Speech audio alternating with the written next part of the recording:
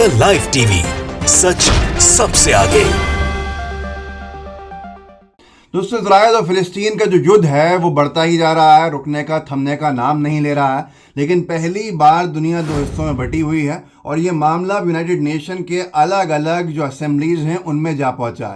United nation के जो veto power है उसका भी इस्तेमाल इजराइल के समर्थन में यूएस ने किया है। वहीं पर इजराइल के विरोध में अपने वीटो पावर का इस्तेमाल रशिया ने भी किया है। मैं आपको एक वीडियो दिखाना चाहता हूं कि कैसे यूनाइटेड नेशन जो ह्यूमन राइट्स कमेटी जिनेवा में जिसकी बैठक चल रही थी, वहां जब जो यूएस के एम्बेसडर हैं मिशेल टेलर, उन्होंने अपनी स्पीच दी यूएन ह्यूमन राइट्स कमेटी के सामने जिनेवा में वेडनेसडे को इजराइल के समर्थन में जो दे रही थी, तो ज़्यादातर जो मेंबर पार्टिसिपेंट्स थे उन्होंने अपनी पीठ को मोड़ लिया और ये सीधे तौर के ऊपर एक साइलेंट, खामोशी से भरा प्रोटेस्ट ये उस चीज़ के लिए था कि कैसे यूएस सपोर्ट कर रहा है इजराइल के इन वॉर क्राइम्स को। मैं आपको वीडियो दिखाना चाहता हूं, पर आगे लेके चलूंगा, बहुत कुछ आप उसमें भी देखेंगे। देखिए इसमें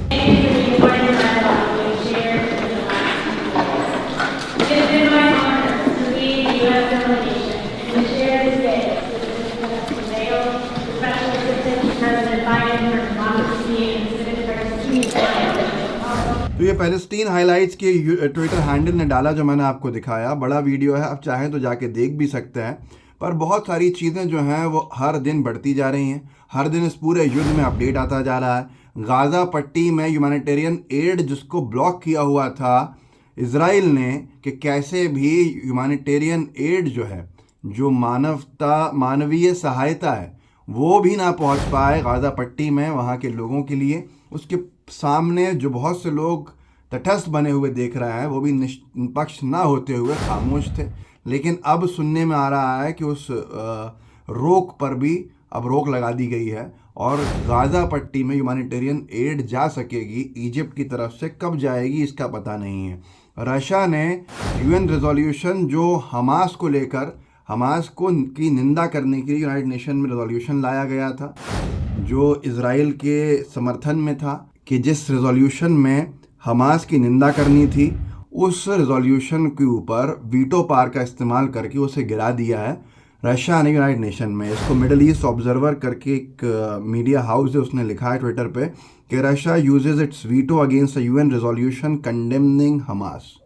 हमास को की निंदा करने के लिए जो प्रस्ताव लाया गया यूनाइटेड नेशन में, उसको रशिया ने अपने वीटो का इस्तेमाल करते हुए गिरा दिया फिलिस्तीन के समर्थन में। ये अपने आप में डेवलपमेंट ऐसा दिख रहा है कि मैं फिर कहूँगा दुनिया दो हिस्सों में बटी हुई दिख रही है। एक वो हैं जो इजराइल के समर्थन में है, एक वो हैं जो फिलिस्तीन के समर्थन में है, और कुछ ऐसे भी हैं जो किसी के भी समर्थन में नहीं है, दोनों के समर्थन में। अब यूएस ने भी एक वीटो का इस्तेमाल किया यूनाइटेड नेशन के रेजोल्यूशन को लेकर। जैसे रशिया ने एक प्रस्ताव गिराया, क्योंकि इनके पास यूनाइटेड नेशन सिक्योरिटी काउंसिल के अंदर ताकत है वीटो के इस्तेमाल की। अगर कोई प्रस्ताव पारित भी हो रहा हो, और ये कुछ देश ऐसे हैं, अगर ये अपने वीटो पावर का इस्तेमाल कर लें तो वो प्रस्ताव फिर गिर जाएगा, ना पास नहीं हो पाएगा, भले ही उसके पास बहुमत भी क्यों ना हो। ऐसे ही इजराइल हमास वॉर को लेकर यूनाइटेड नेशन के सिक्योरिटी काउंसिल ने सीज फायर के एक प्रस्ताव के ऊपर, ह्यूमैनिटेरियन पॉज को लेके ऊपर के जो प्रस्ताव लाया गया था, मानवीय रोक उसमें लगाने के लिए और मानवीय सहायता अंदर जाने के लिए, उसको बहुसंख्यक जो बहुमत था वो मिल रहा था। लेकिन यूनाइटेड नेशन में यूएस ने अपने वीटो का इस्तेमाल करके इजराइल के पक्ष में उस प्रस्ताव को गिरा दिया। अब ये अपने आप के अंदर, इसके बाद बहुत लोग नाराज़ होकर वहाँ से निकले भी। बहुत से मेंबर कंट्रीज़ के जो रिप्रेजेंटेटिव्स थे, उन्होंने कहा इस सब का मतलब ही क्या है? अगर ऐसे ही कुछ देश अपने वीटो पावर का इस्तेमाल करके प्रस्ताव गिरा सकते हैं, तो फिर हमारे वोट देने से क्या फ़ायदा है? हमारे समर्थन में वोट देने का क्या फ़ायदा? यूनाइटेड नेशन में भी अगर देखें तो माहौल जो है इस वक्त इजराइल के खिलाफ बना हुआ है, क्योंकि सर्वाधिक देश जो हैं वो इजराइल की निंदा कर रहा है। बात निंदा की इसलिए है क्योंकि इजराइल के ऊपर अगर हमास ने हमला किया और जिस हमास को वो आतंकी संगठन मानती है, तो फिर उस संगठन का बदला इजरायली डिफेंस फोर्सेस की तरफ से आम नागरिकों को मार के क्यों लिया जा रहा है, इस पर हर एक व्यक्ति खामोश है, क्योंकि आपको सोचने की क्षमता जो है वो टीवी ने छीन ली है। और टीवी कहाँ से कंट्रोल होता है इसका अंदाज़ा आपको होना चाहिए।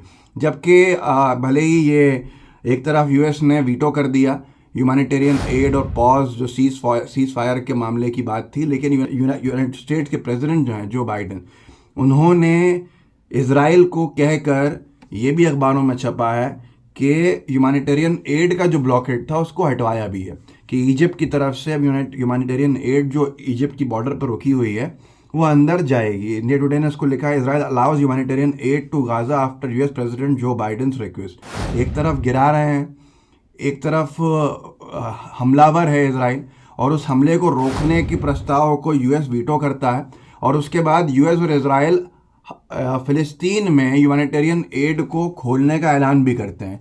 समझ में नहीं आ रहा है जाएंगे कहाँ जिनको आप एड दे रहे हैं। जब वॉर ही नहीं रुकेगा तो निरंतर नुकसान पहुंचता रहेगा। यहाँ तक कह दिया जो बाइडेन साहब ने कि वो उनकी सरकार, यूएस ने, फर्स्ट पोस्ट ने लिखा, US pledges humanitarian add worth $100 million for Gaza West Bank. Gaza और वेस्ट बैंक के लिए, मतलब फ़िलिस्तीन के लिए, यूएस प्रेसिडेंट ने $100 मिलियन की एड का ऐलान किया है। लेकिन फिर सवाल वही खड़ा होता है कि अगर आप सीधे तौर के ऊपर ये सीज़ फायर ही नहीं होने दे रहे हैं तो फिर एड का क्या फ़ायदा है। इस वक्त सबसे पहली चीज़ यह है कि दुनिया दो हिस्सों के अंदर बटी भी हुई है, और उसका साफ तौर के ऊपर, जो मैंने इससे पहले एक स्टोरी में बताया था आपको, कि इस युद्ध में फ़िलिस्तीन के तरफ से रूस भी अब एक्टिव दिख रहा है। तो ये अपने आप में एक बड़ा सवाल होगा कि आने वाले समय में क्या होने वाला है। आने वाले समय में कौन किसको पराजित करेगा, कौन किसके ऊपर होगा। लेकिन एक ही बात है, युद्ध जो है वो समाधान नहीं है, और युद्ध को कहीं ना कहीं रुकना चाहिए, क्योंकि बेकसूर बच्चों की मौत होना और उस पर दुनिया का खामोश हो जाना कहीं ना कहीं मानवता की पूरी तरह, मानवता का नरसंहार बताता है। कि किसी का नरसंहार हुआ हो या ना हुआ हो, आप माने या माने, मानवता का नरसंहार ज़रूर हो गया है, और ये चिंता का विषय भी है, और ये अपने आप में बहुत निंदनीय भी है। इस वीडियो को आगे बढ़ाइएगा, लोगों को जागरूक कीजिएगा। व्हाट्सएप ग्रुप्स होंगे आपके, उनमें इसको शेयर कीजिएगा। लाइव टीवी को सब्सक्राइब भी कीजिए और बेल आइकन भी दबाइए। अपने साथियों से भी कहिए कि वो और जुड़ें और लोगों को भी जोड़ें। जय हिंद, जय भारत। द लाइव टीवी, सच सबसे आगे।